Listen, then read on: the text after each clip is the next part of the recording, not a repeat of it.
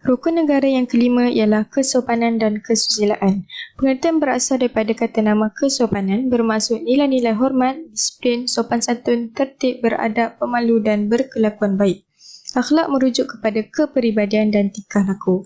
Ini bermakna apa yang dikatakan dan dilakukan seorang individu mestilah selari dengan sensitiviti agama, etnik dan nilai budaya pelbagai masyarakat di Malaysia. Prinsip ini menekankan perkembangan sosial dan tingkah laku seseorang.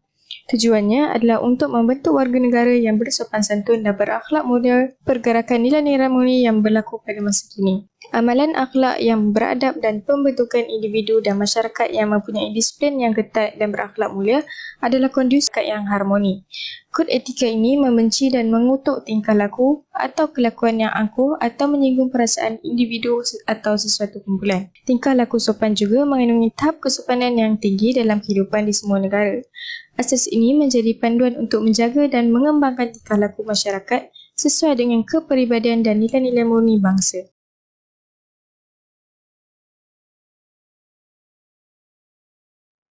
Assalamualaikum, saya akan membentangkan berkenaan dengan latar belakang bagi projek ini. Mengikut konsep rukun negara yang kelima, iaitu kesopanan dan kesusilaan, ia dihasilkan dan dipertengahkan dalam kalangan masyarakat atas faktor peristiwa 13 Mei 1969, iaitu peristiwa rusuhan kaum yang tercetus di kawasan Bandaraya Kuala Lumpur. Peristiwa ini bermula selepas kemenangan pihak pembangkang yang berlaku semasa pilihan raya umum 1969 yang membangkitkan soal-soal berkenaan hak orang Melayu. Akibatnya, terdapat banyak kematian lebih daripada 100 orang yang melibatkan orang Cina dan orang Melayu.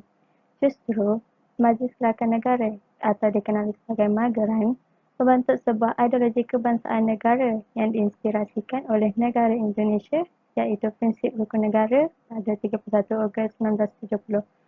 Tujuan dari rukun negara ini dibentuk adalah untuk mencapai kemakmuran negara serta menjamin cara hidup masyarakat yang liberal di Malaysia.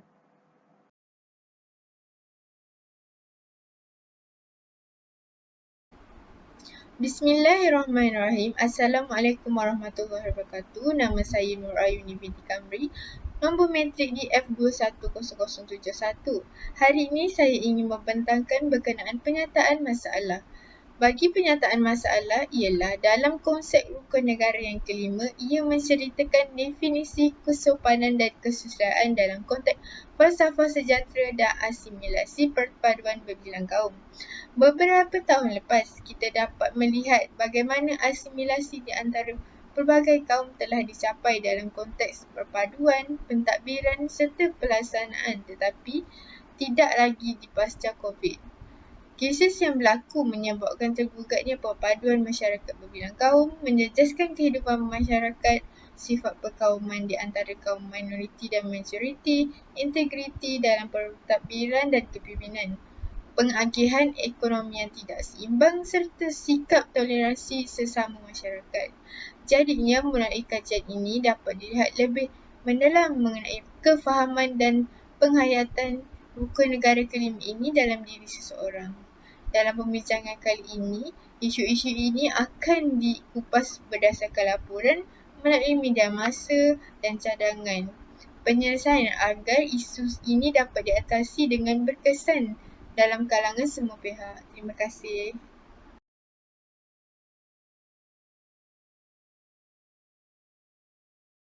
Assalamualaikum dan selamat sejahtera. Nama saya Nur Syafiqah Abdul Rahman, nombor matrik di F210034. Saya akan membentangkan berkenaan dengan persoalan kajian. Antara persoalan kajian kami adalah mengkaji tahap pemahaman para mahasiswa UTSM tentang rukun negara kelima. Hal ini kerana rukun negara semestinya diketahui semua pihak, namun adakah mereka memahami setiap maksud yang tersirat? Seterusnya, antara kesan rukun negara dalam mempengaruhi nilai murni dan perpaduan di kalangan pelajar UTSM. Hal ini sehubungan dengan pengamalan rukun negara dalam kehidupan harian mahasiswa. Persoalan yang terakhir adalah bagaimana pengaruh luar dapat memberi kesan terhadap pengamalan rukun negara dalam kalangan mahasiswa. Hal ini lebih menjurus kepada media sosial yang kini amat mempengaruhi masyarakat muda. Sekian daripada saya akan menyerahkan pembentangan kepada pembentang seterusnya. Terima kasih.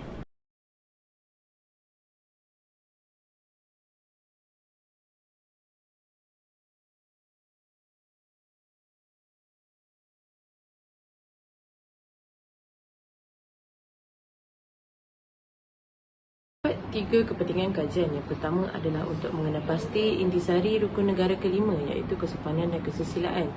Yang kedua adalah untuk menghurai isu-isu utama masalah perkauman yang telah menjejaskan kesepaduan masyarakat berbilang kaum. Dan yang ketiga adalah untuk menyampaikan buah fikiran pelajar tentang cadangan untuk mengatasi masalah perkauman di negara Malaysia. Untuk metodologi kajian ini, kumpulan kami telah memilih kaedah kualitatif untuk mengumpul maklumat yang boleh dijadikan sebagai bahan kajian. Terdapat 3 medium kaedah kualitatif yang digunakan. Yang pertama adalah melalui tinjauan sosial media. Yang kedua adalah melalui lampiran soal selit Google Form. Dan yang ketiga adalah melalui laman sesawan berita.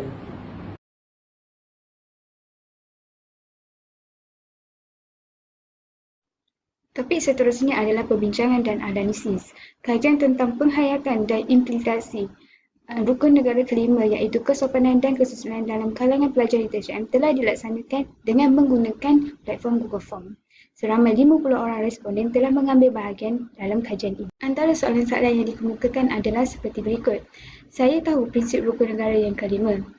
Berdasarkan data yang diperolehi, seramai 49 orang responden mengetahui prinsip rukun negara yang kelima, manakala hanya seorang sahaja yang tidak pasti mengenai prinsip rukun negara yang kelima. Prinsip rukun negara yang kelima adalah prinsip di mana setiap individu perlu mempunyai sikap ataupun sifat bersifat sopan santun dan mempunyai tata susila yang baik. Hal ini dikatakan kerana ia dapat mewujudkan sesebuah negara yang harmoni. Soalan yang seterusnya adalah rukun negara kelima difahami dapat mengeratkan hubungan pelbagai kaum di Malaysia. Berdasarkan data yang diperolehi, majoriti responden bersetuju bahawa rukun negara yang kelima dapat mengeratkan hubungan pelbagai kaum di Malaysia.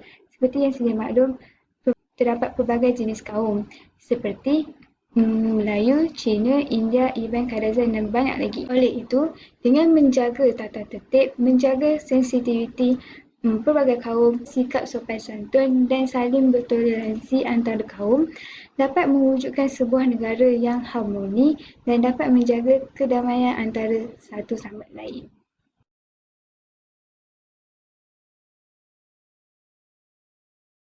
Baca di atas menunjukkan responden bagi soalan 7 iaitu rukun negara kelima juga dapat membentuk masyarakat yang adil bagi mencapai kemakmuran negara.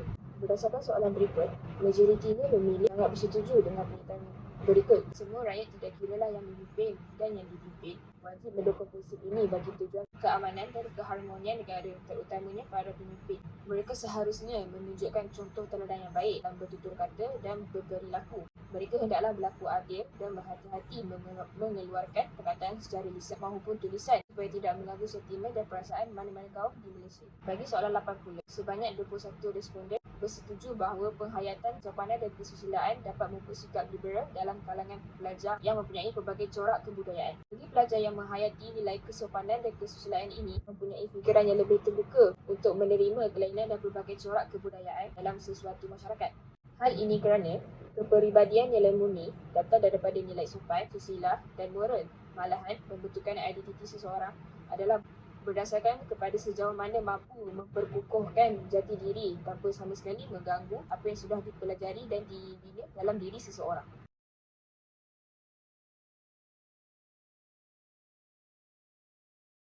Seterusnya soalan 9, merujuk respon jawapan soalan 9.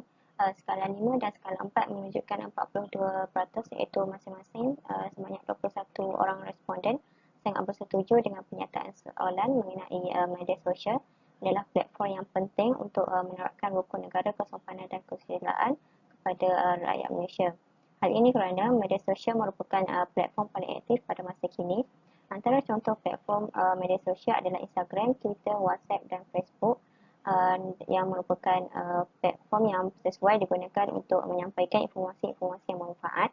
Antara contohnya dapat menyiarkan info mengenai rukun negara dan juga kepentingan rukun negara kepada generasi muda. Soalan 10 di atas menunjukkan skala 5 sebanyak 70% seramai 35 responden. Seterusnya skala 4 sebanyak 26% iaitu 13 responden telah menyokong pernyataan soalan 10 iaitu Pemimpin adalah tunjang utama dalam memastikan nilai kesopanan dan kesusilaan diterapkan dalam kalangan masyarakat Malaysia. Seperti yang kita tahu, pemimpin sangat berperanan dalam membentuk warga negara Malaysia supaya bersikap sopan santun dan bertata susila. Jika pemimpin mempunyai moral yang tinggi, maka sikap ini akan membentuk individu dan masyarakat yang berdisiplin, mampu mewujudkan sebuah masyarakat yang harmoni tanpa rusuhan dan juga pergaduhan. Prinsip ini menjadi panduan supaya masyarakat sentiasa terpelihara dan berkembang dengan kepribadian bangsa dan nilai-nilai murni yang unggul.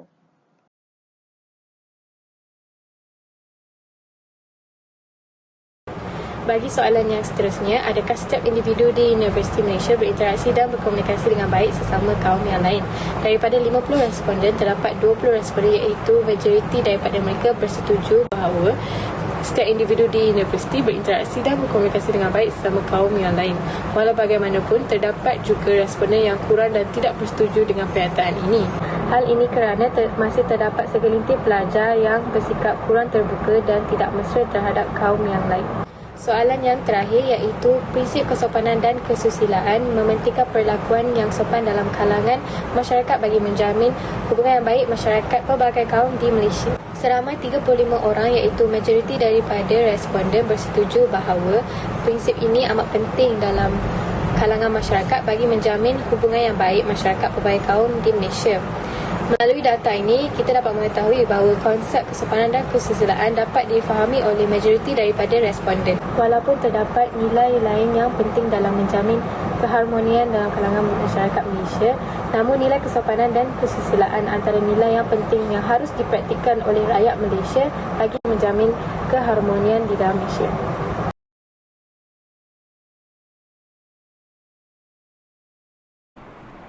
Secara keseluruhan, penghayatan dan implementasi rukun negara yang kelima iaitu kesopanan dan kesusilaan dalam kalangan masyarakat perlu diberi perhatian oleh semua pihak. Bukan sekadar untuk dihayati, malah perlu difahami dan diamalkan dalam kehidupan bermasyarakat dalam mengekalkan perpaduan dan kemakmuran negara. Masyarakat haruslah belajar untuk menghormati dan menerima amalan dan budaya setiap agama. Masyarakat haruslah lebih cakna dalam melemparkan dan mengungkapkan sesuatu di media sosial. Pengaplikasian yang baik akan menjadikan media sosial sebagai platform yang baik untuk menyemarakkan perpaduan antara masyarakat. Interaksi yang baik sesama kaum di Malaysia perlu dijaga kerana itulah melambangkan jati diri seseorang.